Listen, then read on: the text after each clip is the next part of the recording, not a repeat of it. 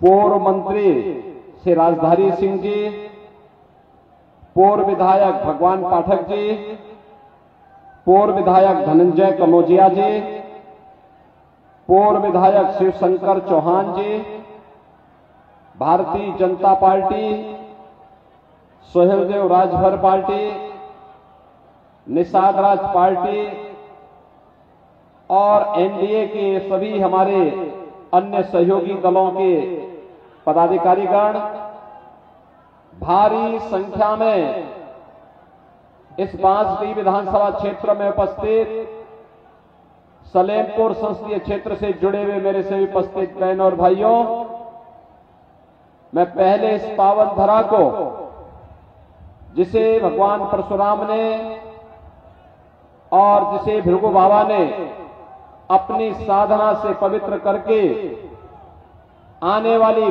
पीढ़ी के जीवन को मंगलमय किया है, इस पावन धरा को नमन करते हुए इतनी भीषण गर्मी में भी जो उत्साह आप सबने दिखाया है, मैं इसके लिए आप सबका हृदय से अभिनंदन करता हूं, स्वागत करता हूं।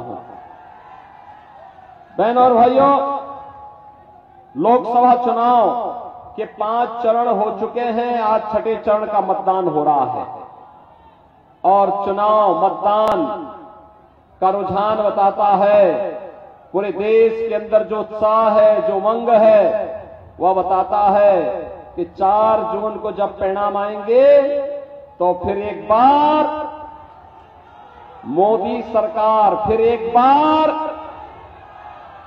बार और अब की बार 400 पार।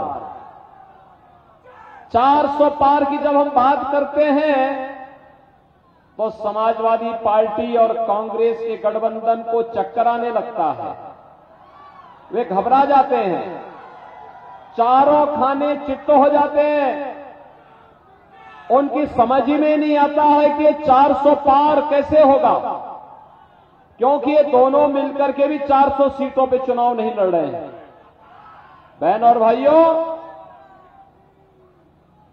जनता जनार्दन इसका जवाब भी देती है और उसका जवाब देती है कि जो राम को लाए हैं, क्यों बलिया भी इसके साथ में है ना, बलिया की क्या भावनाएं हैं, क्या बलिया भी ये चाहता है ना, बांसडीह भी चाहता है ना यही कि जो राम को लाए हैं हम उनको लाएंगे। स्वाभाविक रूप से कश्मीर से लेकर कन्याकुमारी तक, असम के कामरूप से लेकर के गुजरात के कच्छ तक एक ही नारा, एक ही स्वर गूंज रहा है और वह है कि 4 जून को जब परिणाम आएंगे तो कोई राम भक्त ही दिल्ली में सिंहासन पर बैठेगा। और इस देश से आज मुझे सलेमपुर संसदीय क्षेत्र में आप सबके बीच में आना पड़ा है। बहनों और भाइयों, हमने बदलते हुए भारत को देखा है, हमारी पीढ़ी सौभाग्यशाली है, हम अपनी वर्तमान पीढ़ी को कह सकते हैं और भावी पीढ़ी को कह सकते हैं कि हमने बदलते हुए भारत को देखा है।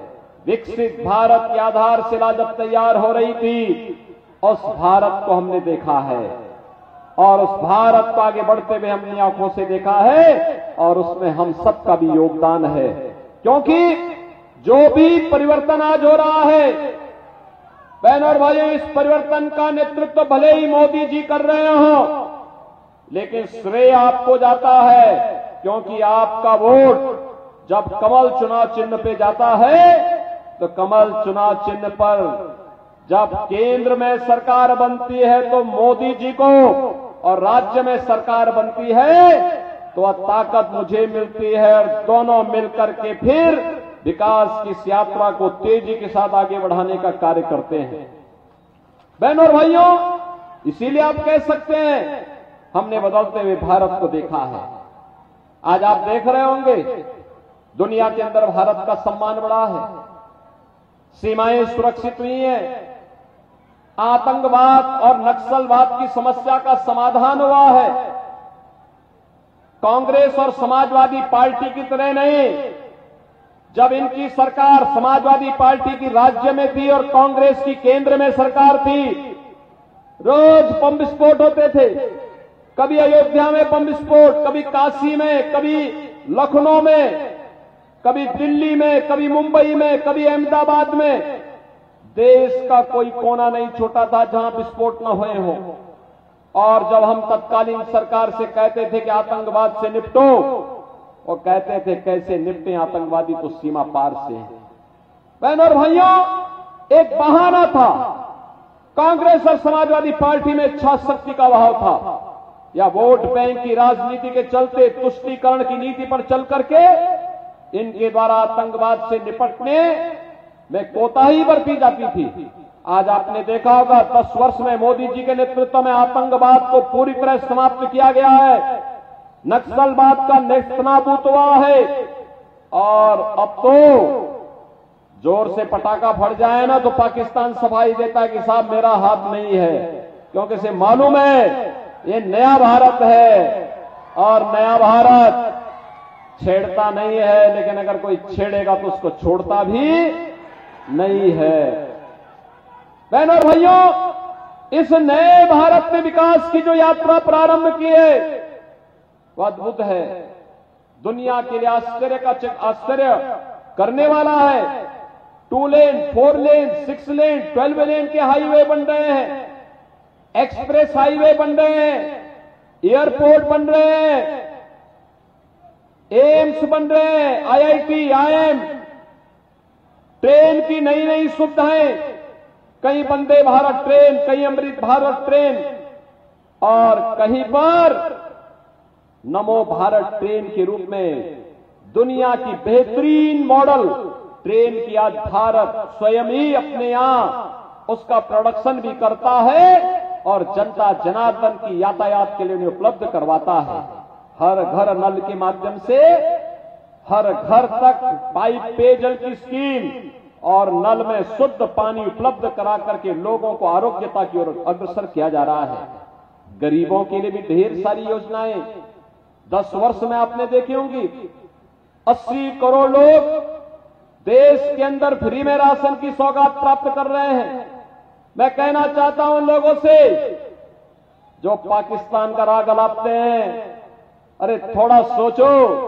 एक भारत है मोदी जी के नेतृत्व में 80 करोड़ लोगों को फ्री में राशन दे रहा है, और दूसरी तरफ पाकिस्तान है, कुल आबादी 23 करोड़ लोग भूख से बिलखते हुए दिखाई देते हैं। जो लोग पाकिस्तान का राग अलाप रहे हैं, इनको जाना चाहिए पाकिस्तान में कोई इनको भीख भी नहीं देगा, भीख भी नहीं देगा पाकिस्तान में कोई। बहनों और भाइयों, 80 करोड़ लोग फ्री में राशन, 60 करोड़ लोगों को 5 लाख रुपए की प्रतिवर्ष आयुष्मान भारत की कार्ड की सुविधा।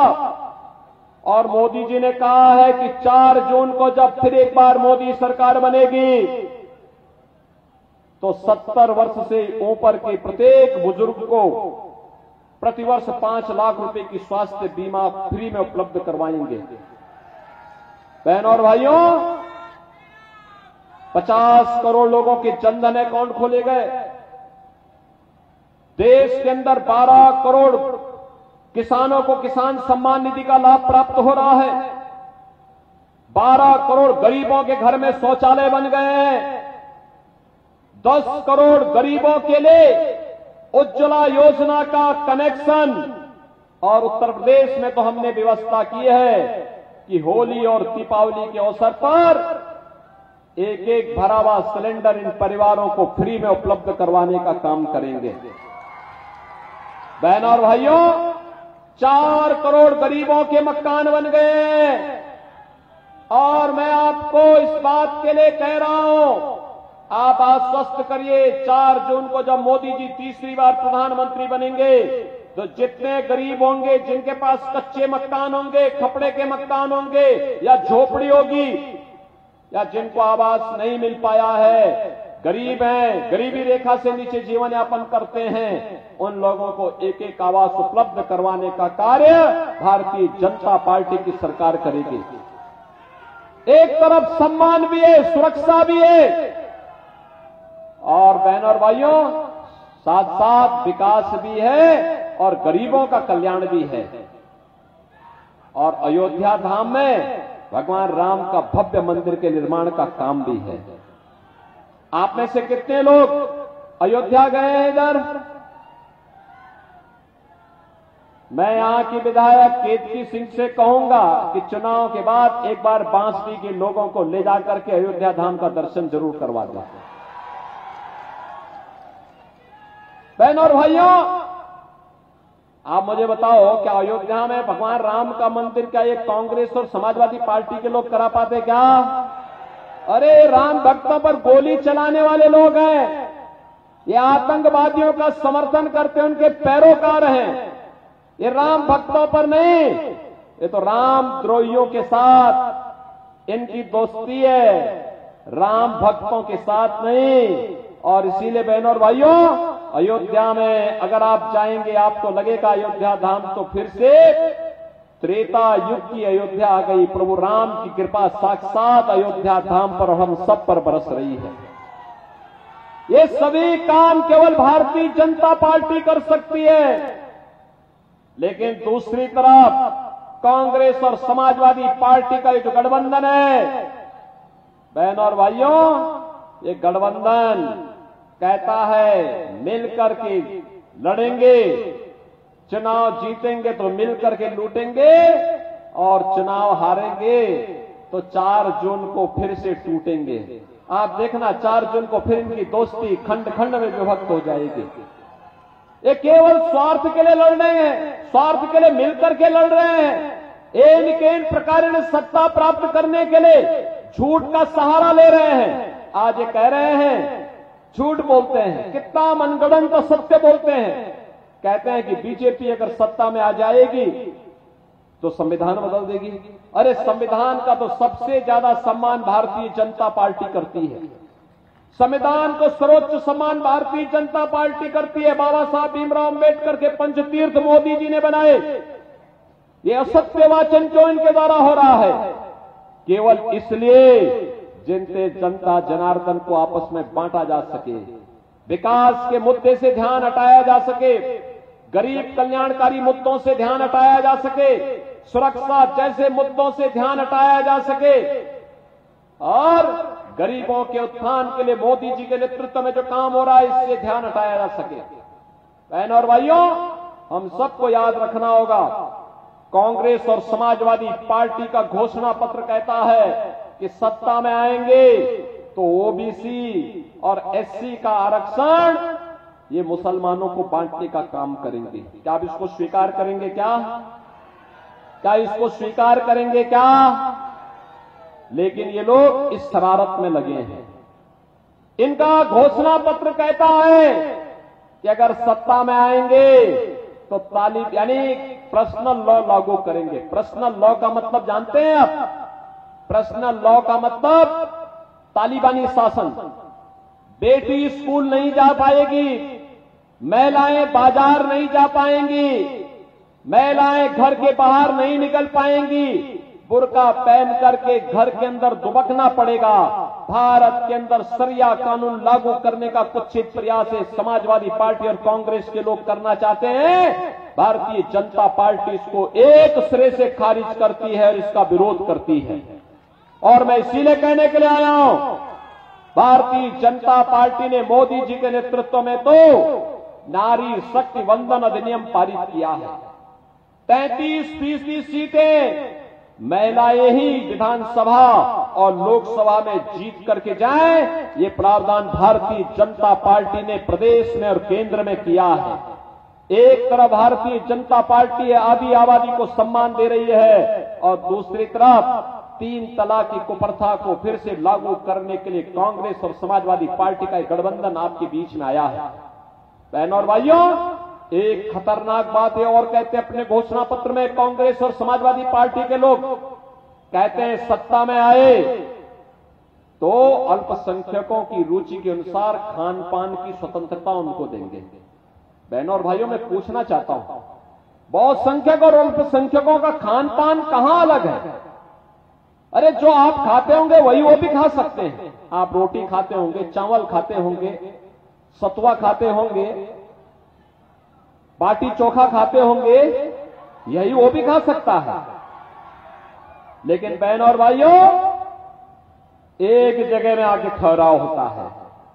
जब कोई मुसलमान कहता है कि मैं गौ मांस खाऊंगा, गौ हत्या करूंगा, तो हिंदू कहता भाई नहीं, जन्म जन्म का नाता है, गाय हमारी, क्या बोलता है, जन्म जन्म का नाता है, गाय हमारी। क्या गौ कसी करने की छूट देंगे क्या? क्या आप देंगे क्या? अरे आप देंगे क्या? क्या आप इसकी अनुमति दे देंगे क्या? अरे राम जन्मभूमि का जो पुण्य आपके साथ जुड़ा हुआ है, आज के दिन पर आप अपनी वर्तमान पीढ़ी को कह सकते हैं, अयोध्या में राम मंदिर का निर्माण जब हुआ था तब हमारी उम्र ये थी, हमने भी योगी जी और मोदी जी को वोट दिया था, तब राम मंदिर का निर्माण हुआ था, इसका श्रेय हमें भी मिलना चाहिए। आज जो पुण्य आपके साथ जुड़ा हुआ है, अगर गौ कसी करने वालों को, गौ हत्या करने वालों को आपका वोट जाता है, तो बहनों और भाइयों, वह पाप में बदलने का काम हो जाएगा, पाप में बदल जाएगा। ये पाप मत करना। और दूसरा, मैं आपको इस बात के लिए आश्वस्त करता हूं, भारतीय जनता पार्टी है, वह एक तरफ अयोध्या में राम मंदिर का निर्माण करती है, दूसरी तरफ आजमगढ़ में महाराज सुहेलदेव के नाम पर विश्वविद्यालय की स्थापना भी करती है। मैं पूछना चाहता हूं, महाराज सुहेलदेव का नाम समाजवादी पार्टी एक भी बार नहीं लेती है, क्योंकि महाराज सुहेलदेव ने जो आक्रांता सालार मसूद गाजी था, उसकी सेना सहित उसे बहराइच के पास मार गिराया था। और मुस्लिम वोट के लिए समाजवादी पार्टी महाराज सुहेलदेव का नाम नहीं लेती है। और इसीलिए मैं आज आपके पास आया हूं आपसे कहने के लिए, यार रविंद्र कुशवाहा चुनाव जीत करके जाएंगे ना? दोनों हाथ आके मुझे आश्वस्त करो। बाजदी और बलिया के लोग मुझे आश्वस्त करें, उधर के लोग इतनी भारी संख्या वहां खड़ी है, आप लोग मुझे बताइए, चुनाव जीत के जाएंगे रविंद्र कुशवाहा? उधर सड़क के उस पार भी बताओ, दोनों हाथ ला करके बोलो मुझे, दोनों हाथ ला करके बताओ, सब लोग सहमत हैं?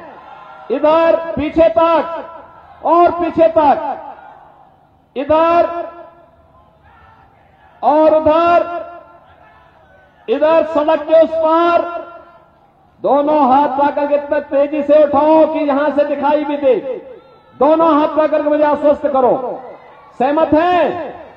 बहनों और भाइयों, 6 दिन का समय है प्रचार करने के लिए, मात्र 6 दिन का। इन 6 दिनों में आप लोग मुझे बताओ, मैं 2 बातें कहूंगा, आप इसको मानेंगे? सभी लोग दोनों हाथ ला करके मुझे आश्वस्त करो, मानेंगे? पहली बात कि आप में से हर व्यक्ति प्रतिदिन 5-5 घरों में जनसंपर्क करके कमल खिलाने के लिए जनता जनार्दन से अपील करेंगे। और दूसरा, 6 दिन में 30 परिवार का मतलब 100 से लेके 125 मतदाता, 125 से लेके 100 से 125 मतदाता, इन 100 से 125 मतदाता को मतदान केंद्र में ले जाकर के मतदान कराना है, कराएंगे? 1 जून को मतदान होना है, आज 6ठे चरण का मतदान हो रहा है, मतदान के प्रतिशत को बढ़ाना है, कराएंगे? तो मेरे साथ बोलेंगे, भारत माता की, भारत माता की, भारत माता की जय श्री राम, जय जय श्री राम। हेलो।